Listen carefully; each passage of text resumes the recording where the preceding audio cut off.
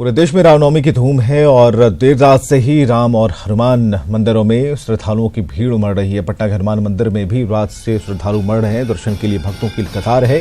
भक्त जय श्री राम के जयकारे लगा रहे हैं। आपको बताएं कि चैत्र महीने के शुक्ल पक्ष के नवमी के दिन ही प्रभु श्री राम का जन्म हुआ था और इसलिए इस तिथि को रामनवमी के रूप में भी मनाते हैं।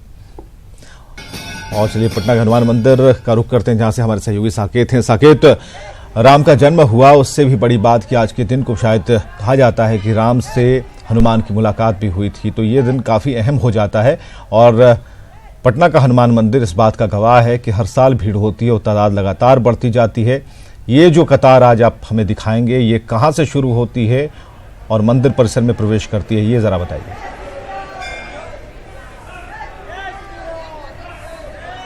देखिए, बिल्कुल विवेक, जो पटना का हनुमान मंदिर है वो काफी विख्यात है। कहा जाता है कि जो अयोध्या का हनुमानगढ़ी मंदिर है उसमें जितनी भीड़ लगती है, उसके बाद पटना का ही हनुमान मंदिर है, वहां पर भक्तों की भीड़ होती है। और मैं सबसे पहले न्यूज 18 के दर्शकों को यहाँ पर हनुमान जी के दर्शन कराना चाहूंगा। आज रामनवमी है और इससे ये जो तस्वीरें हैं वो मैं दिखाना चाहूंगा दर्शकों को कि किस तरह से यहाँ पर जो सुबह से ही और यूं कहे कि रात से ही, चूंकि 2 बजे यहाँ पर मंदिर का पट खुल जाता है विवेक, और उससे पहले तकरीबन 10-11 बजे से जो भक्तों की कतार है वो यहाँ पर लगने लगती है और भक्त जो है वो पहुंचने लगते हैं यहाँ पर दर्शन के लिए। और 2 बजे जब यहाँ पर पट खुलता है मंदिर का, उसके बाद जो भक्त है वो एक एक करके यहाँ पर दर्शन करते हैं। और अभी भी आप देखिए किस तरह से ये जो भक्तों की कतार है वो अब मैं आपको दिखाना चाहूंगा कि किस तरह से यहाँ पर जो सैलाब है भक्तों का वो उमड़ा पड़ा है। भारी संख्या में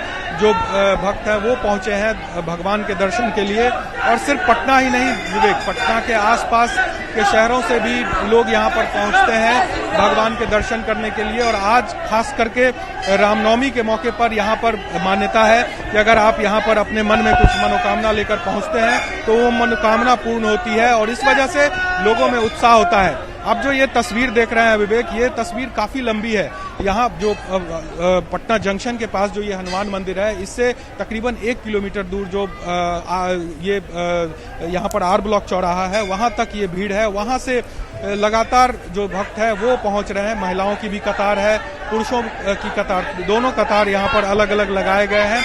और घंटों लाइन में, तकरीबन 4-4, 5-5 घंटे तक यहाँ पर लाइन में लगकर जो भक्त हैं वो पहुंचते हैं ताकि भगवान साकेत हमने देखा है कि हनुमान मंदिर में ये प्रसाद चढ़ाने के बाद फिर मंदिर के ऊपरी तले पर ये लोग जो श्रद्धालु हैं उनकी भीड़ इकट्ठी होती है, वहां पर भी जाते हैं, शिव की पूजा करते हैं, आराधना करते हैं। क्या आज वहां ऊपर जाने के लिए अनुमति है या फिर उसे ब्लॉक किया गया है कि आप नीचे दर्शन करें, भीड़ इकट्ठी ना हो, ज्यादा मंदिर के ऊपर लोग इकट्ठे ना हो, वहां से वापस चले आए? क्या इसकी कुछ व्यवस्था की गई है?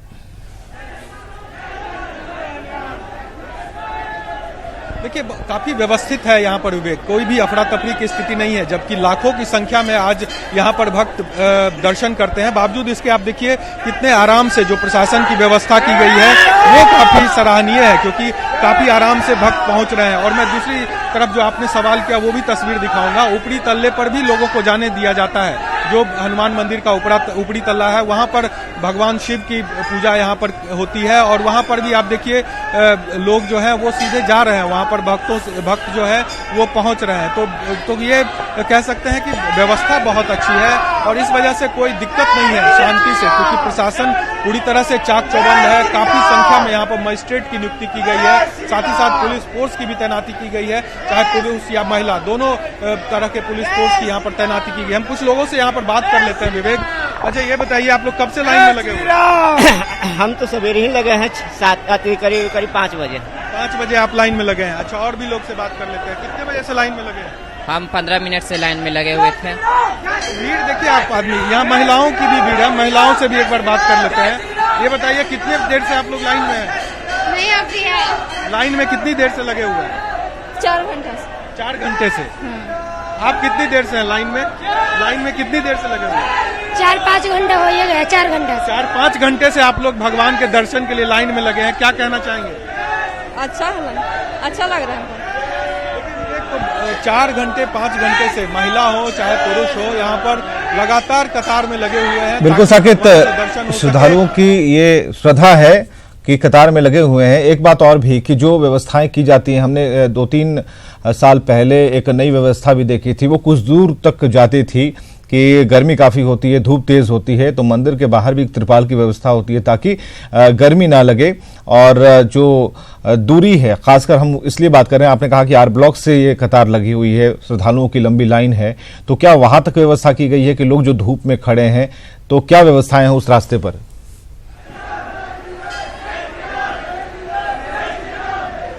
देखिए बिल्कुल विवेक, अभी हमारी किशोर कुणाल जी से भी बात हुई, उन्होंने बताया और मैंने देखा भी है कि जो आर ब्लॉक से पहले शिवाजी पार्क है, वहां से जो टेंट की व्यवस्था की गई है, जो शेड दिया गया है उसकी व्यवस्था की गई है। यहाँ पर मैं तस्वीर भी दिखा दूं, यहाँ मंदिर से आप देखिए जहाँ से एंट्रेंस हो रहा है, उसके बाद से लगातार जो सड़कों के किनारे से जो हर साल जिस तरह की व्यवस्था होती है वो शेड दिया गया है। और ये शेड जो है वो आर ब्लॉक चौराहा तक है। ये शेड इस बार ये व्यवस्था की गई है, क्योंकि पहले जीपीओ गोलंबर तक ही ये शेड होता था, लेकिन इस बार उसे बढ़ाकर आर ब्लॉक तक कर दिया गया है। और शेड के अंदर पानी की व्यवस्था की गई है और पंखे लगे हुए हैं, ताकि चूंकि गर्मी बहुत ज्यादा होती है विवेक, और जैसे जैसे दिन चढ़ेगा गर्मी भी उसी हिसाब से बढ़ेगी, तो इस लिहाज से पूरी तैयारी है ताकि जो भक्त पहुंचे उन्हें कोई दिक्कत ना हो। एम्बुलेंस की यहाँ पर व्यवस्था की गई है, क्योंकि हो सकता है क्योंकि बुजुर्ग लोग भी हैं इस भीड़ में, तो उनको कोई परेशानी होती है तो तत्काल जो मेडिकल सुविधाएं हैं वो मुहैया कराई जाए, इसके लिए एम्बुलेंस की व्यवस्था की गई है। प्रशासन पूरी तरह से लगी हुई है, चाक चौबंद।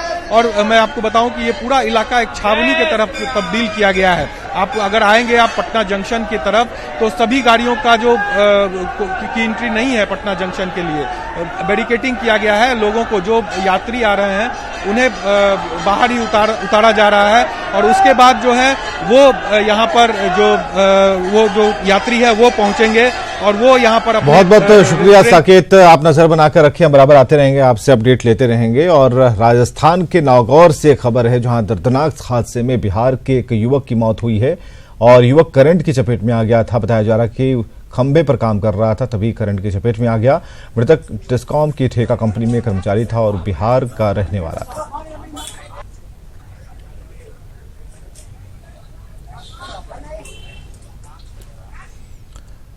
चुनाव जैसे जैसे नजदीक आ रहे हैं, नेताओं की जुबान फिसल रही है, तल्ख होते जा रहे हैं। बांका लोकसभा क्षेत्र के कटोरिया और अमरपुर क्षेत्र में तेजस्वी यादव ने सभा की, एनडीए नेताओं पर निशाना साधा। उन्होंने कहा कि इन लोगों के इशारे पर लालू जी को परेशान करने के साथ ही बीमार होने के बाद भी परिजनों से नहीं मिलने दिया जा रहा।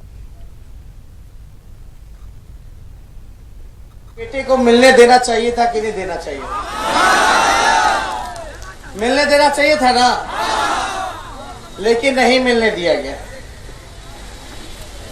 डेली वहां रांची में लालू जी के कमरे में डेली छापा माराता है, मानसिक रूप से प्रताड़ना किया जाता है।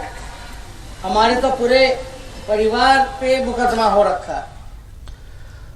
प्रशांत किशोर ने लालू परिवार पर हमला किया है। इस वक्त की बड़ी खबर हम आपको बता रहे हैं। प्रशांत किशोर ने ट्वीट किया है, लालू परिवार को जवाब दिया उन्होंने। लालू प्रसाद की परिवार को उन्होंने चुनौती दी है, मीडिया के सामने बैठकर बात करने की उन्होंने चुनौती दी है। लालू प्रसाद से क्या बातचीत हुई, सच सबके सामने आ जाएगा। अगर सबके सामने ये बात खुल गई तो पता भी चल जाएगा कि किसने किसे क्या ऑफर दिया था।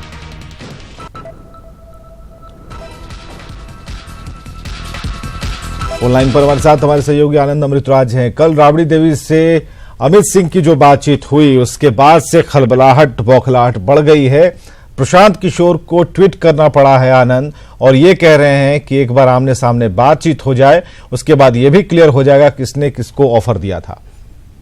देखिए विवेक, निश्चित तौर पे बिहार की सियासत इस समय बेहद गर्म है, और खासकर जब से लालू यादव ने किताब लिखा था और किताब में प्रशांत किशोर को लेके कुछ बातें लिखी थी कि वो मेरे पास पहुंचे थे और नीतीश कुमार महागठबंधन में फिर से शामिल होना चाहते थे, ये उस किताब में लिखा। तो उसके बाद से लगातार राजनीति गर्म थी, और कल राबड़ी देवी से जब हमारे सहयोगी अमित सिंह की जब बातचीत हुई थी और राबड़ी देवी ने कहा था कि 5 पर प्रशांत किशोर हमारे पास पहुंचे थे और उन्होंने फिर से गठबंधन में आने की इच्छा जताई थी। इस पर प्रशांत किशोर ने करीब प्रतिक्रिया दी है, उन्होंने ट्वीट करके हमला बोला है और साथ ही उन्होंने चुनौती दी है कि अगर मीडिया के सामने ही बैठ के बातचीत कर लिया जाए लालू प्रसाद जी, राबड़ी जी, कि किसने किसको क्या ऑफर दिया। देखिए प्रशांत किशोर से जो हमारी बातचीत हुई तो उन्होंने साफ साफ कहा था कि कई सारी ऐसी बातें हुई जिसको मैं सामने नहीं ला सकता, नहीं तो लालू परिवार की फजीयत हो जाएगी। और ऐसे में अगर मैंने अपना मुंह खोल दिया और अगर लालू जी सामने सामने बैठ कर अगर हमसे बातचीत करें और किसने किसको क्या ऑफर दिया, विवेक सबसे महत्वपूर्ण बात है उन्होंने साफ साफ ये कहा है कि किसने किसको क्या ऑफर दिया है, ये बात अगर हमारे तरफ से सार्वजनिक हो जाएगी तो फिर लालू जी को जवाब देना मुश्किल हो जाएगा। तो निश्चित तौर पर प्रशांत किशोर के ट्वीट ने कहीं ना कहीं फिर से सियासत गरमाई और देखना दिलचस्प होगा कि उनके ट्वीट के बाद तेजस्वी यादव की प्रतिक्रिया क्या होगी, राबड़ी यादव की प्रतिक्रिया क्या होगी।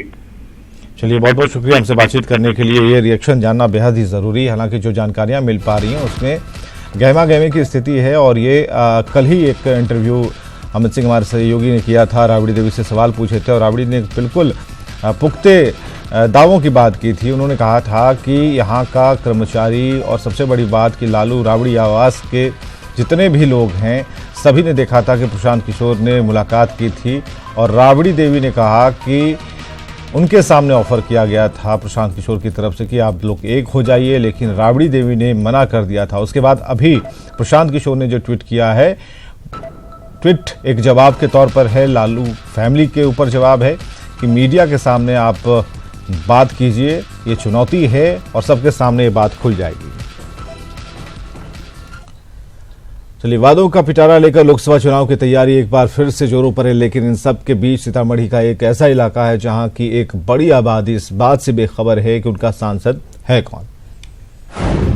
सुप्पी प्रखंड का सूरत हाल, ना रोटी, ना कपड़ा, ना मकान, ना ही सांसद की है कोई पहचान। सीतामढ़ी के सुप्पी प्रखंड का यह है मनियारी गांव, जहां 80 के दशक में हरित क्रांति लाने के नाम पर सरकार ने इस इलाके के एक बड़े भूभाग में बागमती नगर का निर्माण कराया था। उद्देश्य था इलाके में बैराज और तटबंध का निर्माण कर हरित क्रांति लाने का, लेकिन ऐसा हो नहीं सका।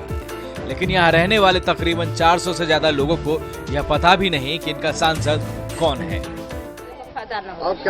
अब क्या करेंगे, अब वोट नहीं मिलेगा, तो वोट नहीं दीजिएगा, कैसे देगा? आगे सरकार तब बनाइएगा तब न देंगे। हम हर साल तो ऐसे ही बोलता है, पहले वोट दो तो यह करेंगे वह करेंगे।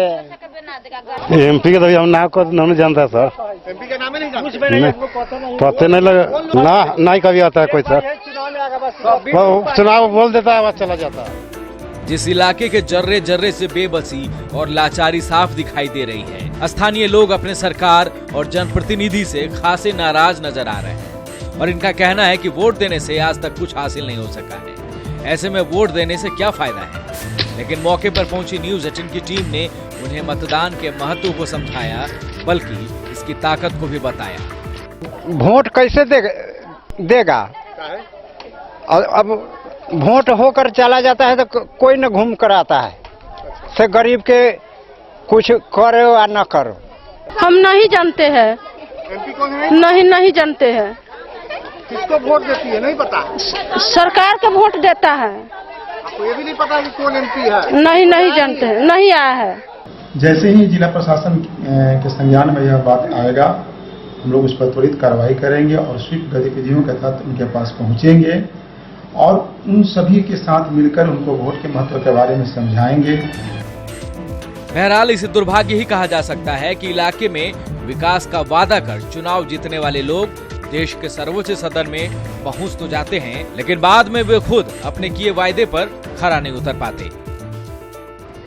हरित क्रांति लाने के उद्देश्य से 80 के दशक में सीतामढ़ी के सुप्पी प्रखंड में बागमती नगर को बसाया गया था, लेकिन सरकार इस भवन का इस्तेमाल नहीं कर सकी।